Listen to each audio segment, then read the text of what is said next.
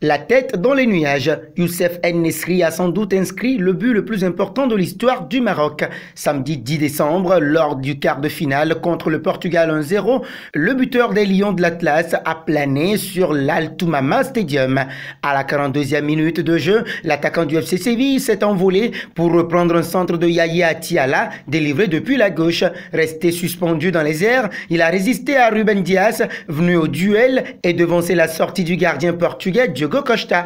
D'une tête piquée, il a permis aux hommes de Walid Regragui d'ouvrir le score dans l'euphorie collective. Sur ce but historique, En-Nesyri, qui mesure 1,88 mètres, a pu faire admirer sa détente exceptionnelle. Au plus haut de son saut, il a culminé à 2,78 mètres avec ses crampons mesurés à 90 cm de la pelouse. Une hauteur vertigineuse qui a ouvert une voie royale au Maroc, devenu le premier pays du continent africain demi-finaliste d'une Coupe du Monde après les échecs successifs du Cameroun en 1990, du Sénégal en 2002 et du Ghana en 2010 en quart de finale. Bien qu'impressionnante, la hauteur atteinte par Youssef En-Nesyri ne constitue pas un record. Celui-ci reste la propriété de Cristiano Ronaldo. Le 13 février 2013, alors qu'il évoluait au Real Madrid, le Portugais, qui mesure 1,87 mètres, s'était envolé à 2,93 mètres pour marquer contre Manchester United. Une détente sèche d'1,06 mètres, digne des standards de la NBA. C'est phénoménal pour un footballeur. Mais on est encore loin des performances des basketteurs. Selon le site olympique canadien, en NBA, Wilt Chamberlain a été mesuré à 1,22 m du sol contre 1,17 m pour Michael Air Jordan. C'est encore plus fort du côté du volleyball avec le Cubain Lionel Marshall qui avait réalisé un saut vertical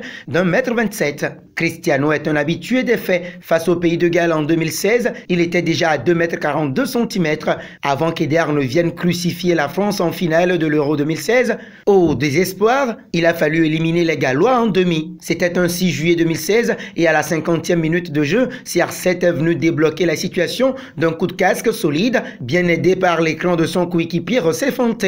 En Liga face à Osasuna, c'était 2,44 m.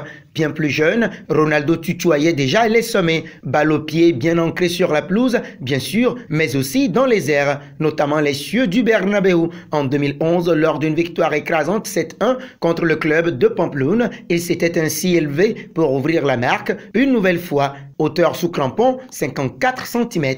Avec la Juventus de Turin face au Torino, il était passé à 2,47 m. Les conditions atmosphériques de Turin semblent bien convenir à Cristiano. En mai dernier, il l'a prouvé en inscrivant une tête à près de 2,50 m du sol dans le derby pour la vieille dame 1-1. Un but tout autant rageur que décisif puisqu'il avait permis de sauver le point du match nul et l'honneur d'éviter une défaite face à l'ennemi. Encore avec la Juventus, cette fois-ci face à la Samp, le Portugais était à 2,56 m. CR7 avait la tête 12 cm plus haut que la barre transversale et le corps quasiment tout entier plus élevé que le pauvre défenseur de la Samp qui était plus ou moins au duel aérien. Une réalisation magistrale qui a offert en plus la victoire à la Juve 1-2. Youssef En-Nesyri n'aura donc pas sauté plus haut que CR7, mais dans le classement final, c'est lui qui trône en tête du mondial avec sa qualification en demi-finale devant l'un des meilleurs attaquants de l'histoire du football.